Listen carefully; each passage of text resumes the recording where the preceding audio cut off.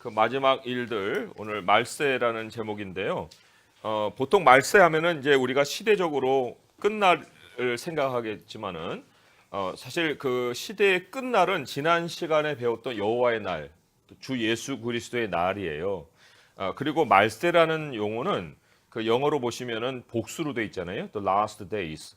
그래서 이게 한 날을 얘기하는 게 아닙니다. 이제 마지막 날들, 그래서 하나의 기간을 얘기하는 거예요. 그 어떤 기간인가 하면 이제 그 포인트에 보시면은 세 가지 포인트를 먼저 볼게요. 말세는 예수 그리스도의 초림과 재림 사이의 기간이라고 그랬습니다. 기간. 그래서 이 말세를 상당히 그 넓은 차원에서 우리가 이해를 해야 되고요. 그다음에 이제 두 번째 포인트는 말세에는 고통하는 때가 찾아온다 하겠습니다. 그래서 이제 말세가 갖는 특징적인 모습들이 있어요. 그리고 세 번째로는 마지막 4페이지에 있는데요. 하나님의 백성은 말세에 위의 것을 찾으며 살아야 한다. 그래서 우리가 어떻게 말세를 살아가야 하는가 하는 생활 방식에 대해서도 이제 배울 거예요. 자, 그러면 거기 대표되는 구절 고린도전서 10장 11절 말씀 같이 읽어보겠습니다. 시작. 그들에게 일어난 이런 일은 봉복이가 되고 또한 말세를 만난 우리를 깨우치기 위하여 기록되었느니라. 네, 이 말씀에서도 우리가 확인해 보겠지만 말세가 상당한 기간이잖아요. 그러니까 초림부터 재림까지라면은 지금 2000년이 이제 넘었는데 이 성경이 왜 우리에게 기록되어 주어졌느냐면 말세를 만난 우리를 깨우치기 위해서다. 그러니까 이 시대에 우리가 어떻게 생활 그 방식을 가지고 살아야 되느냐 하는 것이 이제 성경이 주어진 어떤 그 목적이라 그렇게도 밝히고 있습니다. 자, 그럼 포인트 1, 말세는 예수 그리스도의 초림과 재림 사이의 기간이다라는 문장. 우리 성경 본문 찾아볼 때까지 같이 읽어볼게요. 시작. 성경은 예수께서 자기를 단번에 제물로 드려 죄를 없이 하려고 세상 끝에 나타나셨다고 말씀한다. 여기서 세상 끝은 말세 곧 마지막 날들이고 그 말세의 시작은 예수님이 육신을 입고 처음 땅에 오신 사건이었다. 당시 사람들은 예수님이 오심으로써 말세가 시작한 것을 인식하지 못했다. 하나님의 백성조차도 자기 시대의 역사의 시간표가 바뀐 것을 알지 못했다. 오늘날에 이르러서도 일반의 사람들은 인류 역사가 영속적으로 흐를 것처럼 생각하고 산다. 하나님 백성이 말세의 시작을 온전히 알게 된 것은 예수님이 승천하시고 40일 되던 날인 오순절이었다. 그날에 주의 제자들은 한 곳에 모여 기도했고 그들 위해 성령이 강림하셨다. 성령을 받은 각 사람은 각기 다른 지역의 언어로 말을 하기 시작했다. 마침 큰 절기를 맞아 여러 지역의 사람들이 예루살렘에 올라와 있었다. 그들은 갑자기 유대인들이 기대치도 않게 자기들의 지역말로 이야기하는 것을 듣고 놀라움을 금치 못했다. 예수님의 제자들이 알아들을 수 있는 언어로 말했다는 것은 방문자들 스스로가 우리가 다 우리의 각 언어로 하나님의 큰 일을 말함을 듣는노다라고 수군거렸기 때문이다. 이때 베드로가 모든 사람들 앞에서 이것이 요엘 선지자의 예언이 성취된 것임을 알렸다. 여기서 주목할 것은 요엘의 예언이 말세에 성취될 말씀이었다는 것이다. 이 일이 벌어지기 전까지 제자들은 말세가 어느 때인지 예측하지 못했고 아마도 세상이 끝나는 어느 시점 정도로 생각했을 것이다. 하지만 자기들 위해 하나님의 영이 부어지는 것을 직접 체험하면서 요엘이 예언한 말세가 자기들 시대인 것을 확인하게 된 것이다. 네, 그래서 우리가 인용이 되어 있는 그 사도행전 말씀 자체를 한번 보도록 하겠습니다. 요엘서를 볼 수도 있는데요. 사도행전 안에 요엘이 인용이 되어 있기 때문에 우리가 사도행전 말씀을 볼 거예요. 사도행전 2장 16절에서 21절까지입니다. 사도행전 2장. 그래서 우리가 그 다른 데서 자꾸만 그 말세를 너무 강조해 가지고 사람들을 또 유혹하고 미혹하는 그런 사람들도 많거든요. 그러니까 말세를 제대로 깨달아야 되는 거예요. 사도행전 2장 16절에서 21절까지 말씀 한번 읽어보겠습니다. 시작. 이는 곧 선지자 요엘을 통하여 말씀하신 것이니 일러스되 하나님이 말씀하시기를 말세에 내가 내 영을 모든 육체에 부어 주리니 너희의 자녀들은 예언할 것이요 너희의 젊은이들은 환상을 보고 너희의 늙은이들은 꿈을 꾸리라. 그때에 내가 내 영을 내 남종과 여종들에게 부어 주리니 그들이 예언할 것이요 또 내가 위로 하늘에서는 기사를 아래로 땅에서는 징조를 베풀리니 곧 피와 불과 연기로다. 주의 크고 영화로운 날이 이르기 전에 해가 변하여 어두워지고 달이 변하여 피가 되리라. 누구든지 주의 이름을 부르는 자는 구원을 받으리라 하였느니라. 여기 이 말씀을 좀 잠깐 설명을 드리면 이 하나님의 백성들이 하나님의 영으로 인해서 영적인 눈을 뜨는 거예요. 그런데 영적인 눈을 뜨는 사람들이 이제 한 부류로 생겨나니까 반대적인 그 상황이 벌어지는 거죠. 뭐냐면 서로 이게 갈등과 불화와 또 싸움이 벌어져요. 그걸 이제 우리는 전쟁이라고 얘기를 하는데 전쟁의 대표적인 표시가 19절에 보면은 피와 불과 연기입니다. 사람이 죽죠. 물건이 불타죠. 그래서 불타서 잔내가 남고 연기가 피어오릅니다. 근데 이게 어떤 1월 성신의 변화나 뭐 지진이나 뭐 기근이나 뭐 이런 것들을 연결시킬 것이 아니에요. 왜냐하니까 앞에서는 이제 한 부류의 사람이 영적으로 이 모아집니다. 성령 안에서. 그러면서 반대의 사람들과 이제 그 전쟁이 벌어져요. 갈등이 영적인 전쟁이라고 볼 수 있겠죠. 그러니까 두 부류로 나눠지는데 그런 그 나눠짐과 함께 이제 20절에는 진짜 말세지 말이라고 했듯이 그 마지막에는 그런 자연 현상까지도 뭔가 우리에게 징조를 보이는 일이 생깁니다.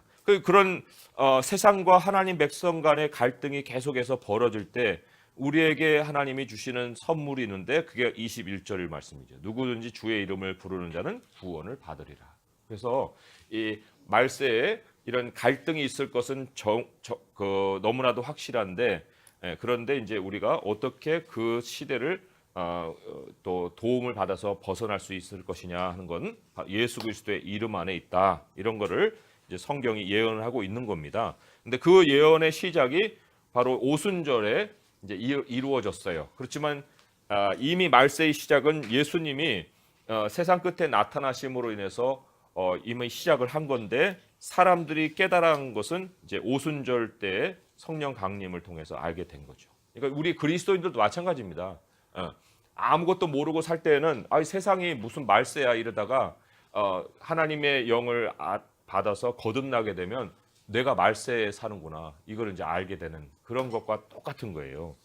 그래서 사도행전 말씀을 우리가 읽어봤고요. 자, 그러면 계속 이어지는 문장 읽어봅니다. 시작. 그들이 절대 부인할 수 없는 일을 몸소 겪고 나서야 자기들 시대가 말세인 것을 확인했지만 히브리서는 말씀이 육신이 되어 우리 가운데 찾아오신 것이 말세를 알린 첫 번째 기적이었음을 밝히고 있다. 하나님이 이 모든 날 마지막에는 아들을 통하여 우리에게 말씀하셨으니 이 아들을 만유의 상속자로 세우시고 또 그로 말미암아 모든 세계를 지으셨느니라. 사람들은 그 예수님의 말씀을 들으려고 모여들었다. 그들이 전에 들어보지 못했던 말씀이 예수님의 입으로 선포되었다. 하지만 그들은 말세에 찾아오신 예수님을 성경의 예언들과 연결시키지 못했다. 자기들 가운데 시작된 말세의 현실을 생생히 목격하고도 그들의 세대가 말세임을 깨닫지 못한 것이다. 예수님 공생의 상시의 사람들의 현상인데요. 그런데 성경은 뭐라고 했냐면 마지막에는 아들을 통해서 이 모든 날 마지막에는 아들을 통해서 말씀하셨다는 거예요. 그래서 말세의 시작에 예수님이 오셔서 하신 사역의 대부분의 내용이 말씀 전파입니다. 가르치고 전하는 일이었어요. 그 가르침과 전함이 결국은 말세의 모든 그 징표였는데 못 알아봤거든요. 이사야 22장에 이미 그게 예언이 되어 있었거든요. 이사야 말씀을 한번 찾아보겠습니다. 이사야 2장 2절에서 4절의 말씀이고요. 거기에는 이제 유대인들만이 아니라 아까 그 난 곳 방언 자기 지역의 말로 다 알아들을 수 있었다 그랬잖아요. 그 현상까지 다 예언을 하고 있습니다. 이사야 2장 이사야 구약성경 970페이지예요. 이사야 2장 2절에서 4절까지의 말씀입니다. 같이 읽어볼게요. 시작. 말일에 여호와의 전에 산이 모든 산 꼭대기에 굳게 설 것이요 모든 작은 산 위에 뛰어나리니 만방이 그리로 모여들 것이라. 많은 백성이 가며 이르기를 오라 우리가 여호와의 산에 오르며 야곱의 하나님의 전에 이르자. 그가 그의 길을 우리에게 가르치실 것이라. 우리가 그의 길로 행하리라 하리니 이는 율법이 시온에서부터 나올 것이요 여호와의 말씀이 예루살렘부터 나올 것임이니라. 그가 열방 사이에 판단하시며 많은 백성을 판결하시리니 무리가 그들의 칼을 쳐서 보습을 만들고 그들의 창을 쳐서 낫을 만들 것이며 이 나라와 저 나라가 다시는 칼을 들고 서로 치지 아니하며 다시는 전쟁을 연습하지 아니하리라. 여기도 이제 말일을 얘기하죠. 말일 어느 한 날을 얘기하는 게 아니고요. 여기도 여러 날 마지막 날들을 얘기하는 거예요. 근데 현상을 보니까 하나님 말씀을 배우러 사람들이 줄지어 갑니다. 그런데 그 사람의 부류가 유대인들 아니라 열방의 사람들이 하나님을 향해 갑니다. 그리고 그 특징이 4절에 보듯이 하나님과의 화목 또는 이웃과의 화목이에요. 그래서 예수님이 오셔서 우리에게 알리신 그 말세의 대표적인 특징이 바로 가르치심이었고 그리고 하나님과 하나 되는 그러한 길을 열어주신 거죠. 그런데 사람들이 이제 그 예언과 연결시키지 못했기 때문에 말세를 깨닫지 못했다 하는 거예요. 자, 그러면 이어지는 문장을 또 읽어봅니다. 시작. 지금 우리는 그때로부터 시작해서 아직 진행되고 있는 말세의 한 시대를 살고 있다. 하나님의 말씀은 오늘날 우리에게도 생생히 들리고 있다. 성경의 예언대로 열방이 하나님 말씀을 들으려고 하나님께로 돌아오고 있다. 하지만 끝이 오고 있다. 말세의 마지막에 말씀을 들을 수 없는 기근이 온 땅에 덮칠 것이다. 그때 예수님이 다시 오심으로 말미암아 말세의 대단원의 막이 내려질 것이다. 네, 그래서 말세의 시작이 말씀으로 시작했기 때문에 말세가 마무리되는 그 징표도 말씀이 없는 기갈이 임한다는 거예요. 그랬을 때 그 다음에 우리가 이제 질문을 통해서 좀 제가 이미 설명드린 거에 힌트가 있는데 세상 사람들이 깨닫지 못하고 있는 말세를 우리는 알고 있는 표시가 무엇인가? 세상 사람들은 깨닫지 못하고 있는 말세인데 우리는 말세를 알고 있는 표시가 있는 거예요. 자, 마태복음 13장 14절에서 17절부터 먼저 찾아보겠습니다. 마태복음 13장 14절에서 17절까지예요. 신약성경 21페이지에 있습니다. 같이 읽어볼게요. 시작. 이사야의 예언이 그들에게 이루어졌으니 일러스되 너희가 듣기는 들어도 깨닫지 못할 것이요 보기는 보아도 알지 못하리라. 이 백성들의 마음이 완악하여져서 그 귀는 듣기에 둔하고 눈은 감았으니 이는 눈으로 보고 귀로 듣고 마음으로 깨달아 돌이켜 내게 고침을 받을까 두려워함이라 하였느니라. 그러나 너희 눈은 봄으로 너희 귀는 들음으로 복이 있도다. 내가 진실로 너희에게 이르노니 많은 선지자와 의인이 너희가 보는 것들을 보고자 하여도 보지 못하였고 너희가 듣는 것을 듣고자 하여도 듣지 못하였느니라. 네, 이 깨달음과 또 깨닫지 못하는 그 상황이 결국은 이제 말세를 아느냐 모르느냐 그 가늠을 할 수 있는 기준이 되는 거예요.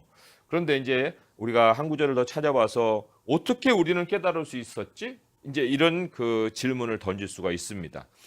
예수님이 우리는 이제 보고 듣고 하는 것이 복이 있다고 했잖아요. 너희들은 봄으로 들음으로 복이 있다고 하겠는데 그것은 우리가 한 일이 아니에요. 고린도전서의 말씀을 한번 봅니다.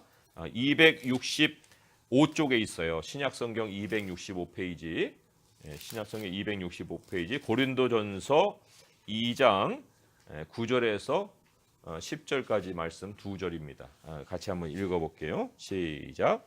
기록된 바 하나님이 자기를 사랑하는 자들을 위하여 예비하신 모든 것은 눈으로 보지 못하고 귀로 듣지 못하고 사람의 마음으로 생각하지도 못하였다 함과 같으니라. 오직 하나님이 성령으로 이것을 우리에게 보이셨으니 성령은 모든 것 곧 하나님의 깊은 것까지라도 통달하시느니라. 네, 여기 이제 통달이라는 단어를 제가 설명을 드리면 이게 한자말이고요. 국어 사전에서 얘기하는 것과 좀 달라요. 통달은 마스터라는 뜻을 갖고 있잖아요. 그렇지만 여기에서의 한자말은 통하여 도달하다 그런 뜻이에요. 통하여 도달하다. 그러니까 성령이 하나님의 깊은 생각까지 뚫고 들어가서 도달하시는 분이다. 그런 뜻을 가지고 있습니다. 그 성령을 우리가 가졌기 때문에 우리도 하나님의 깊은 생각을 알 수 있다는 거예요. 그게 결국은 깨달음이 우리에게 임한 어떤 근원이 되는 거고요. 그리고 성령을 가지고 있다는 것이 말세가 우리에게 임한 증거다. 그렇게 볼 수가 있습니다. 이거는 대단한 사건이에요. 대단한 기적입니다. 이 성경을요 아무한테나 주고 한번 해석해봐라 해도 몰라요. 뜬 눈으로도 이 해석이 안 됩니다. 이게. 자, 그러면 두 번째 포인트예요. 말세에는 고통하는 때가 찾아온다 했는데 좀 이거는 차근차근 좀 살펴볼 일이에요. 같이 한번 읽어보겠습니다. 시작. 하나님이 죄를 지은 이래로 아담이 죄를 지은 이래로 인류는 하나님의 백성과 외인들로 확연하게 나뉘어 있다. 하나님 백성도 그 내부를 들여다보면 알곡과 가라지가 공존한다. 다니엘 선지자는 말세에 사람들의 삶의 모습이 두 가지 상반된 모습으로 뚜렷하게 나타날 것을 예언했다. 마지막 때에 많은 사람이 연단을 받아 스스로 정결하게 하며 희게 할 것이나 악한 사람은 악을 행하리니 악한 자는 아무것도 깨닫지 못하되 오직 지혜 있는 자는 깨달으리라. 말씀에 대한 깨달음이 말세의 사람들을 두 부류로 나누는 기준이다. 말씀을 아는 자와 아무것도 깨닫지 못하는 자의 삶은 극명하게 다르다. 여기서 주목할 점은 악한 사람에게 어려움이 찾아오지 않고 말씀을 깨닫는 자가 연단을 받을 것이라는 사실이다. 여기서 연단이란 말이 사용된 것은 표면적으로는 지혜자들이 겪을 일이 어려움이지만 하나님이 그것을 자기 백성을 정결하게 하시는 연단의 도구로 사용하실 것이기 때문이다. 하나님 백성에게 연단이 필요한 것은 영원한 하나님 나라를 준비하는 것과 관련이 있다. 예수님은 스스로 정결하게 하지 않는 자는 어린 양의 혼인잔치에 초대를 받고도 끝내 예복이 없어 잔치 자리에서 쫓겨날 것이라고 경고하셨다. 어린 양의 아내로서 준비할 것은 희고 깨끗한 예복이다. 예복을 들고 가면 주님이 그것을 입도록 허락하실 것이다. 그 예복은 다름 아닌 성도들의 옳은 행실이다.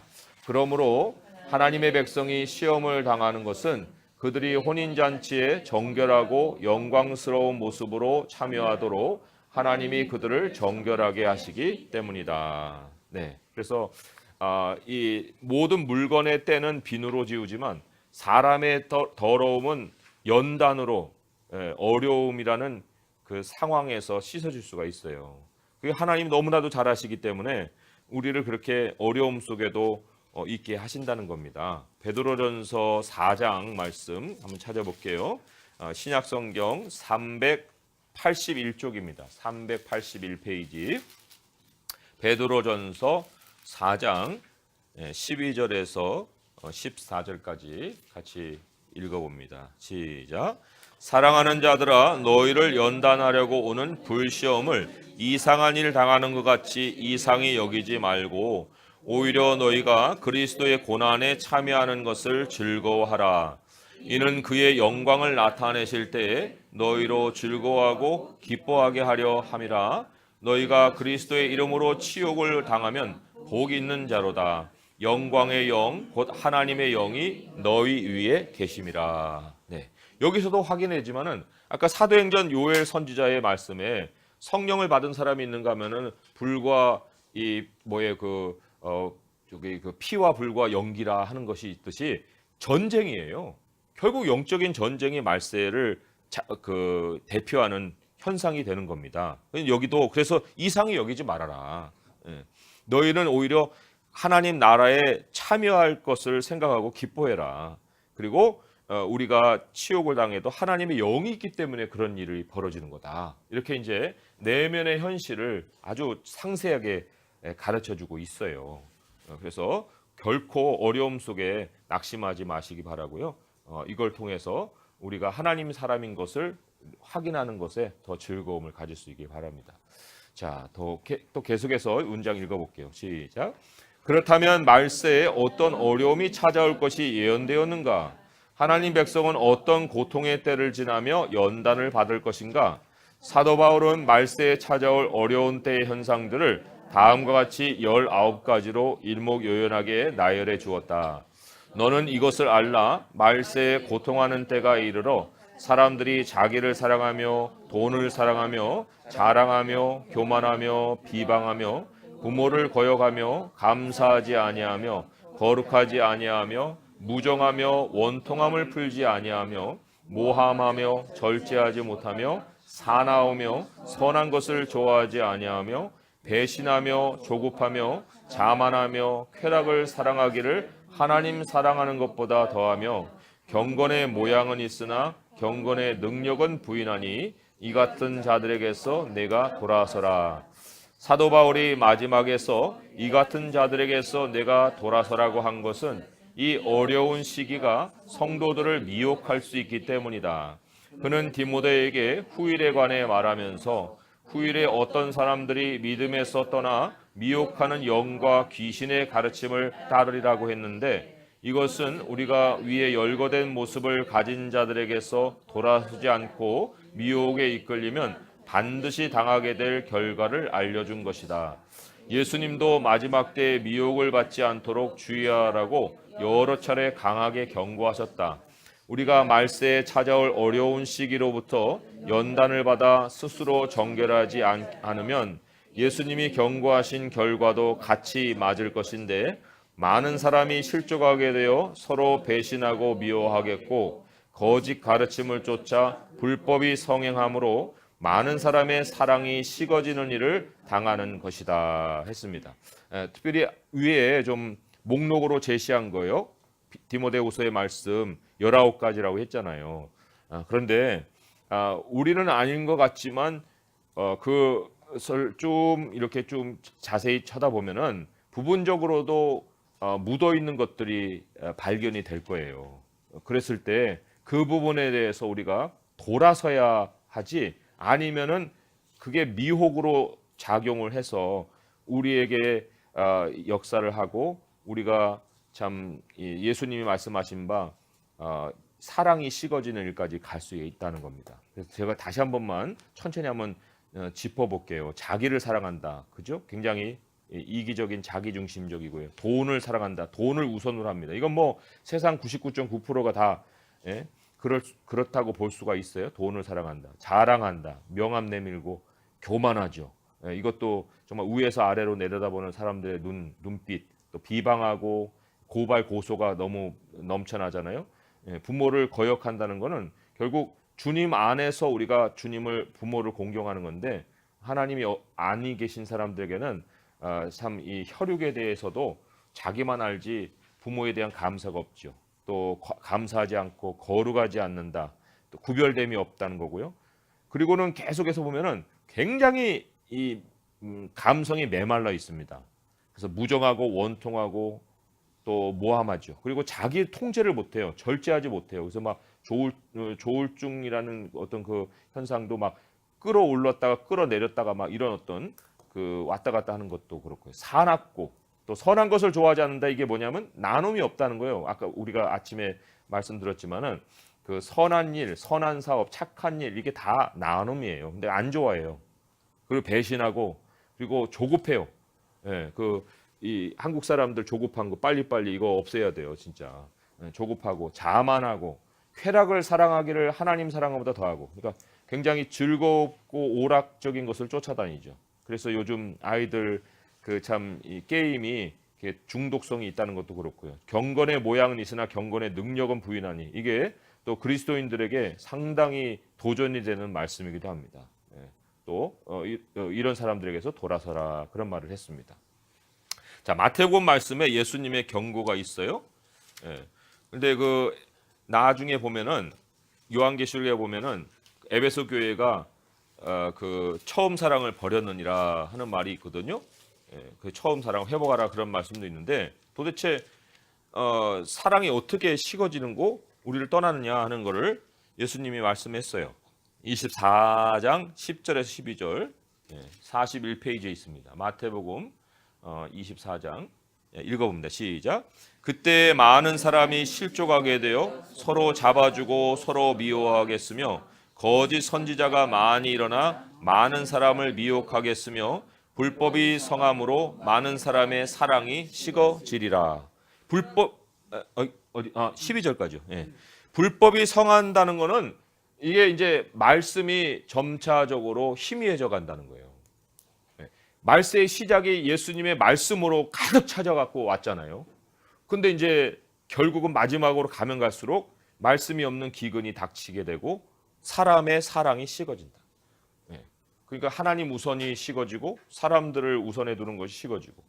그래서 말씀이 없는 삶에 이제 말세가 보여주는 모든 현상들이 일어날 수가 있어요. 자, 계속 읽어볼게요. 시작. 세상은 말세로 갈수록 자기의 정욕을 따라 살며 경건하게 살려는 하나님 백성을 조롱할 것이다. 그들은 말하길 도대체 말세 하는데 세상에 무슨 끝이 온다는 것인가? 너희가 믿는 예수가 마지막 날에 다시 온다고 해놓고 지금 시간이 얼마나 지났는데 아직도 오시길 기다리고 있는가? 왜 아직도 그 허구를 따르며 헛고생을 하고 있는가? 하고 조롱할 것이다. 하지만 성령이 없는 자의 눈에는 세상이 그렇게밖에 보이지 않기에 그렇게 말할 수밖에 없다. 하지만 하나님의 백성은 성령으로 인도함을 받기에 모든 미혹의 말에서 단호하게 돌아서야 한다. 이제 유다서 이게 마지막에는 계시록 앞에 있는 책이에요. 그래서 신약성경 398쪽에 있어요. 398쪽에 보시면 유다서는 한 장밖에 없습니다. 398쪽에 1장 18, 19절의 말씀 같이 한번 읽어보겠습니다. 시작. 그들이 너희에게 말하기를 마지막 때에 자기의 경건하지 않은 정욕대로 행하며 조롱하는 자들이 있으리라 하였나니 이 사람들은 분열을 일으키는 자며 육에 속한 자며 성령이 없는 자니라. 성령이 없는 자의 특징이 바로 분열이에요. 분열을 일으킨다. 그래서 하나님의 사람들이 속지 말아야 될 것이 어떤 그 말씀을 떠난 많은 좋은 제안들이 아무리 있을지라도 하나님의 말씀을 기준으로 해서 우리가 움직일 수 있어야 되고요. 그리고 이제 사단이 마지막 때에 이 교회를 공략을 하거든요. 요즘 많은 고소 고발이 일어나는 일들이 이상한 일이 아니에요. 그런 거를 우리가 말씀으로 대비하지 못했기 때문에 거기서 합리적인 답을 찾으려고 자꾸만 노력을 할 뿐이지 영적인 어떤 대비책을 더 세우지 않는데 우리가 앞에 미혹당하지 않도록 돌아서라 했기 때문에 사실은 마지막 때일수록 교회 안에서 그런 그 합리성을 찾고 또 어떤 그 모든 사람들의 의견을 다 수렴해서 갈 것이 아니라 끊을 것은 끊고 나와야 될 것은 나오고 이래야 되는 거예요. 미국에서 얼마 전에 그 PC USA에서 큰 그 교회들이 다 갈려져 나왔잖아요. 왜냐하면 4년 전, 5년 전에 그 PC USA에서 몇백 년 전통을 이어오다가 그 동성애 목사님을 안수했거든요. 그 동성애를 받아들이는 교단 헌법을 통과시켰어요. 그러니까 멀쩡한 장로교가 갑작스럽게 그래버리니까 어떻게 해요, 이거를? 포용을 안 하면 목사들은 다 자기 직을 내놔야 되는 거예요. 그런데 이제 성도들이 재산 놓고 나온 거예요. 재산을 다 총에다가 바쳐야 됐거든요. 그러니까 교회 건물 놔두고 그리고는 진리를 따른 사람들이 이제 나와서 따로 또 이제 교회를 개척을 했죠. 그러니까 이게 말세에 일어날 일들이에요. 분열을 조장하는 일들이 얼마든지 생겨난다는 겁니다. 자, 그러면 질문을 봅니다. 주변에 믿는 사람들이 점점 줄어들고 있는 이유가 무엇이라고 생각하는가? 참 이게 심각한 일이죠. 그런데 이게 이제 결국은 말세가 지금까지 2000년 이상 지속이 되어 왔는데 그 하나님이 그 말세에 또 끝이 다가오고 있다 하는 어떤 표시로 지금 또 우리에게 시대를 분별하게 하시는 거예요. 다니엘서는 1253쪽에 있습니다. 다니엘 11장 1254쪽이 될 수도 있어요. 11장 33절, 34절, 35절 세 구절입니다. 시작. 백성 중에 지혜로운 자들이 많은 사람을 가르칠 것이나 그들이 칼날과 불꽃과 사로잡힘과 약탈을 당하여 여러 날 동안 몰락하리라. 그들이 몰락할 때 도움을 조금 얻을 것이나 많은 사람들이 속임수로 그들과 결합할 것이며 또 그들 중 지혜로운 자 몇 사람이 몰락하여 무리 중에서 연단을 받아 정결하게 되며 희게 되어 마지막 때까지 이르게 하리니 이는 아직 정한 기간이 남았음이라. 예, 여기 모든 오늘날의 현상이 그 예언되어 있습니다. 여기 보면 처음에는 백성 중에 지혜로운 사람들이 많은 사람을 가르칩니다. 말세가 이제 시작이 됐기 때문에 가르침의 그 시대가 이제 찾아온 거예요. 그런데 아까 그 성령 반대에 피와 불과 연기가 있듯이 전쟁이 일어나는 거예요. 영적인 사람들이 드러남으로 인해서 칼날과 불꽃과 사로잡힘과 약탈, 이게 이제 반대 세력이 이제 핍박을 하게 되는 거죠. 그리고는 이제 점점 기독교가 몰락해 갑니다. 도움을 조금 얻어요. 얻지만 그러나 또 많은 사람들이 그 도움을 얻어서 피해 온 사람을 또 공략합니다. 속임수로. 그래가지고 또 거기에서 그 섞여버린 그 교회가 또 세워지는 거예요. 그러니까 또 거기에 지혜로운 사람 몇 사람이 또 몰락하는데, 그런데 하나님이 그 사람들을 또 연단해서 다시금 일으켜 세우는 일을 행하신다. 그러니까 이게 반복이 되다 보면요, 결국은 마지막에는 아주 소수밖에 안 남는 거예요. 그러니까 지금 교회가 우리도 70년대, 80년대 어마어마하게 부흥했잖아요. 부흥했는데 그게 지금 가라앉고 있거든요. 그 왜 가라앉느냐? 그거는 다른 게 아니에요. 분열 때문에 그런 거예요. 분열. 그러나 이거는 올 것이 온 거고, 분열 속에 이제 살아남는 교회가 굉장히 조심해야 될 것이 뭐냐면 속임수입니다. 많은 사람들이 속임수로 또 찾아오는 거예요. 그럴 때에 우리가 하나님이 이제 우리로 견디게 하시는 연단의 기간이 이제 있습니다. 연단의 기간을 통해서만이 순수한 마지막 교회가 남을 것이다. 이렇게 지금 말씀을 하고 있어요. 주목해서 볼 말씀이죠. 다음 페이지로 넘겨가서요. 세 번째 포인트, 하나님의 백성은 말세에 위의 것을 찾으며 살아야 한다 했습니다. 위의 것이라는 것은 결국 예수님이 다시 오실 것을 바라보고 살아야 된다, 그런 의미인데요. 읽어보겠습니다. 자, 시작. 하나님의 백성은 땅에서 이미 죽은 자들이다. 우리 생명은 더 이상 육체 안에 있지 않고 그리스도와 함께 하나님 안에 감춰져 있다. 이 말뜻은 우리 생명이 더 이상 우리 자신의 것이 아니며 우리의 생명이 그리스도와 하나라는 것이다. 그래서 오직 그리스도가 재림하실 그때 하나님 안에 감춰 있던 우리의 참 모습이 확연히 나타날 것이다. 그러므로 말세의 어려운 때에 우리가 살 길은 위의 것을 찾는 것이다. 즉 예수 그리스도가 속히 다시 오시길 간절히 바라고 사는 것이다. 이것은 개개의 그리스도인이 홀로 분투할 일이 아니다. 하나님 백성은 그날이 가까움을 볼수록 더욱 서로 돌아보고 더욱 사랑과 선행을 격려하고 더욱 모여야 한다. 이것이 주께서 다시 오시는 날에 서로가 서로의 자랑이 되는 길이다. 말세의 어려운 인생 여정에서 서로가 서로를 도운 일들이 영원히 서로에게 기억되고 영원히 서로에게 감사할 수 있는 일이 되도록 살아야 하는 것이다 했습니다. 자, 골로새서 말씀을 또 한번 찾아봅니다. 골로새서 말씀 3장 1절에서 4절인데요. 신약성경 326쪽에 있어요. 326페이지. 골로새서 3장 1절에서 4절까지 말씀 같이 읽어볼게요. 시작. 그러므로 너희가 그리스도와 함께 다시 살리심을 받았으면 위의 것을 찾으라. 거기는 그리스도께서 하나님 우편에 앉아 계시느니라. 위의 것을 생각하고 땅의 것을 생각하지 말라. 이는 너희가 죽었고 너희 생명이 그리스도와 함께 하나님 안에 감추어졌음이라. 우리 생명이신 그리스도께서 나타나실 그때에 너희도 그와 함께 영광 중에 나타나리라. 예. 우리는 지금 여기 내 모습이 살아있는 것이라고 생각하겠죠. 하지만 이게 되게 착각이에요. 왜냐하면 우리가 이 땅에서 여기 성경의 말씀처럼 죽었다고 그랬고요. 이미 우리 생명은 예수님이 가지고 하늘로 가버리셨어요. 우리의 생명이 지금 여기 있는 게 아니라 하나님의 나라에 있다는 거예요. 그걸 우리는 못 느끼죠. 우리는 알지 못하죠. 하지만 하나님은 선포하시길 너희는 지금 하늘에서 살고 있는 거야. 아니 하나님 나 여기 땅에 있는데요. 너의 생명은 지금 이미 옮겨져 있는 거야. 이렇게 얘기를 합니다. 하나 우리가 좀 그 참고 구절을 한번 볼까요? 히브리서 말씀 한번 볼게요. 368페이지입니다. 368페이지.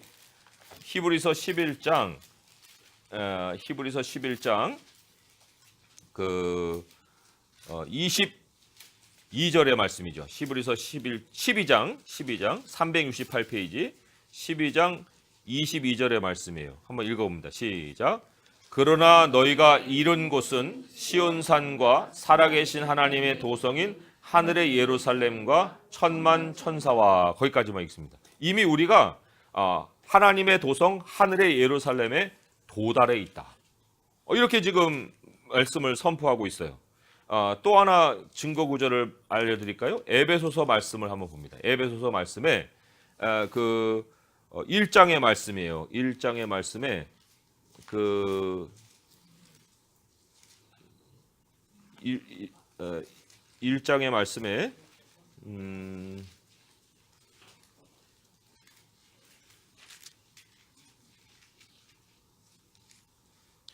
2장의 말씀에 311페이지죠. 311페이지 5절의 말씀, 2장 5절 말씀입니다. 함께 읽어볼게요. 시작.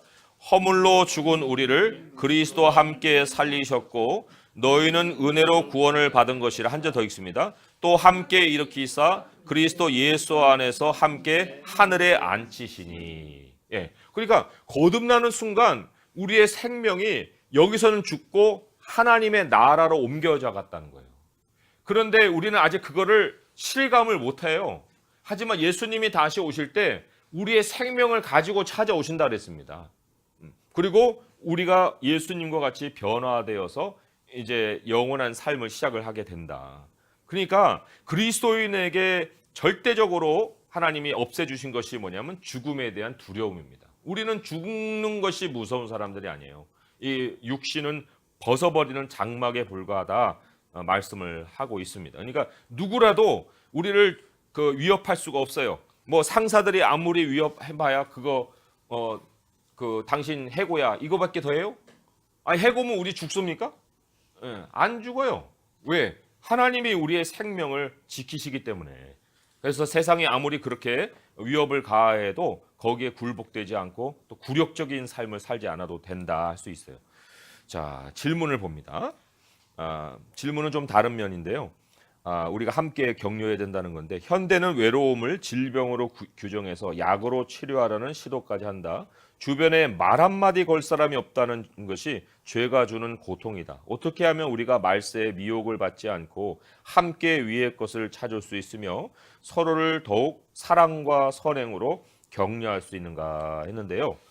히브리서 말씀으로 한번 가서 말세를 당한 우리들에게 지시하신 그 삶의 방식에 대해서 한번 확인을 해보겠습니다. 364쪽, 364쪽에 있어요. 신약성경 364쪽, 히브리서 10장 19절에서 25절까지입니다. 읽어보겠습니다. 시작. 그러므로 형제들아 우리가 예수의 피를 힘입어 성소에 들어갈 담력을 얻었나니 그 길은 우리를 위하여 휘장 가운데로 열어놓으신 새로운 살 길이요 휘장은 곧 그의 육체니라. 또 하나님의 집 다스리는 큰 제사장이 계심에 우리가 마음의 뿌림을 받아 악한 양심으로부터 벗어나고 몸은 맑은 물로 씻음을 받았으니 참마음과 온전한 믿음으로 하나님께 나아가자. 또 약속하신 이는 미쁘시니 우리가 믿는 도리의 소망을 움직이지 말며 굳게 잡고 서로 돌아보아 사랑과 선행을 격려하며 모이기를 패하는 어떤 사람들의 습관과 같이 하지 말고 오직 권하여 그날이 가까움을 볼수록 더욱 그리하자. 네. 그래서 먼저는 우리가 하나님께 찾아 나아가는 그 기도의 삶, 교제의 삶이 있어야 돼요. 그게 우선되어서 우리 자신을 또 지켜야 될 뿐만 아니라, 그리고 우리가 이제 영원한 나라에서 성도님 너무 고마웠어요. 그때 성도님의 기도가 있었군요. 제가 이렇게 버틸 수 있었던 것을 이 하늘에 와서야 알게 됐어요. 우리 성도님이 저를 위해서 그렇게 많은 기도를 해주신 것을 알게 됐습니다. 이런 감사가 참 영원히 누릴 만한 우리들의 상급 아니겠어요? 그런데 오늘날에는 외로움이 병이 됐다는 거예요. 누구 하나 정말 같이 붙들고 얘기도 하고 싶은데 얘기할 사람이 없어요. 참 이게 얼마나 고통스러운지 모르는데, 여기 보면 그래서도 서로 돌아봐서 사랑과 선행을 격려해라. 사랑이라는 건 그 사람을 우선에 두고 또 나눠주고, 선행이라는 건 나눠줌이라고 그랬잖아요. 그리고 같이 모여라 그랬어요. 모여라. 이 모임이 있다는 거 굉장히 중요합니다. 이러한 모임을 정말 사람들은 일부러 만들려고 해도 못 만드는 모임이에요. 그러나 우리가 이러한 성도의 교제 안에서 충분히 마음을 나누고 기도를 나눌 수 있다는 것은 정말 하나님이 주신 큰 선물이에요. 자, 기도를 제가 기도문을 읽어볼게요. 사랑의 하나님 아버지, 우리가 사는 시대가 말세인 것을 깨닫습니다. 성경이 예언한 많은 어려운 일들이 우리 주변에서 일어나고 있습니다. 하나님이 우리와 함께 하시기에 우리는 시험과 고난 중에도 담대할 수 있습니다. 주님께서 어려움을 통해 우리 안에 있는 더러움을 씻어내 주시고 예수 그리스도의 정결한 신부로 준비시켜 주시니 감사를 드립니다. 우리 모두가 절대적으로 주님의 손에 현실을 맡기고 믿음으로 이겨내게 하시고, 주님께서 우리를 더욱 거룩하게 변화시켜 주셔서 하나님 나라의 영원한 잔치를 위한 예복을 준비할 수 있게 도와주시옵소서. 교회 성도들이 더욱 사랑과 선행으로 서로를 격려하고 우리 가운데 누구도 홀로 고통하는 일이 없게 하시고 함께 모이기를 힘쓰게 하여 주시옵소서. 예수님의 이름으로 기도드립니다. 아멘. 네, 그래서 오늘 이 시간에 우리가 다시 한번 하나님께 기도하기는, 하나님 이 마지막 시대에 우리에게 이렇게 사랑하는 자들과 함께 할 수 있는 자리를 주셔서 감사합니다. 하나님, 우리가 더 나를 나누고 또 나를 줌으로 그리스도의 사랑을 실천해가고 또 다른 사람을 격려하고 그리고 기도할 수 있는 삶 풍성하게 살게 하여 주옵소서. 한 목소리로 기도하겠습니다. 하나님 아버지, 우리에게 하나님의 영을 주셔서 감사합니다. 하나님, 그러나 우리가 거룩한 영을 모시고 있기에 세상이 우리를 향해 늘 전쟁하고 있습니다. 피와 불과 연기가 우리의 환경이 돼가고 있습니다. 그러나 하나님, 주의 이름을 부른 자는 구원을 주신다 하였고 우리를 건들 자가 없사오며 우리의 생명을 이미 하나님 나라에서 우리를 기다리고 있습니다. 아버지, 우리가 이미 이 땅에선 죽은 자요, 죽음을 두려워할 수 없는 자요, 하나님이 우리는 죽어도 산 자라고 했고 살아서 나를 믿는 자는 영원히 죽지 아니라 하셨사오니, 아버지 하나님, 어떠한 위협에도 우리는 굴복하지 않습니다. 우리 주님이 우리의 생명 되셔서 우리를 지켜주십니다. 하나님, 그러나 우리가 서로를 또 지켜야 될 책임이 있사오고 이 교회를 정말 그리스도의 몸된 지체들로 묶어주신 주님께 정말 우리가 서로를 향한 책임을 다할 수 있도록 하여 주옵소서. 아버지 하나님, 이 외로움이 질병이 돼가고 있는 이 시대에 정말 서로를 돌볼 수 있는 사람들을 붙여주시니 감사합니다. 아버지께서 우리와 영원히 함께 하시고 우리 형제들이, 우리 자매들이 우리와 함께 하오니 아버지, 우리가 서로 기도함으로 정말 승리하며 살게 하여 주옵시고, 하나님, 나의 한 사람의 일은 없고 우리 예수 그리스도의 그 모든 일들만 있사오니 아버지 하나님의 그 일을 위해서 우리가 봉사의 직무를 다 할 수 있게 하시옵시고 오직 주님께만 모든 일을 맡기고 의지하고 살아갈 수 있게 하여 주옵소서. 하나님, 우리를 통해서 하나님의 부요하심을 나타내실 줄 믿사오니 하나님이 주시는 모든 것으로 우리가 다 나누고 베풀고 선행과 사랑을 격려할 수 있게 하시고 또 그날이 가까운 볼수록 더 모여 기도하고 말씀 배우는 즐거움과 또 앞으로 갈 소망, 나라에 대한 소망을 가지고 서로 격려하며 살아갈 수 있게 도와주옵소서. 하나님께서 오늘 이 시간 또 우리의 마음을 이렇게 위로하여 주시니 감사하고, 남은 또 우리에게 찾아올 남은 일주일의 삶에도 하나님이 중심이 되어서 우리를 친히 이끌어 주시옵소서. 예수님의 이름으로 감사하며 기도합니다. 아멘.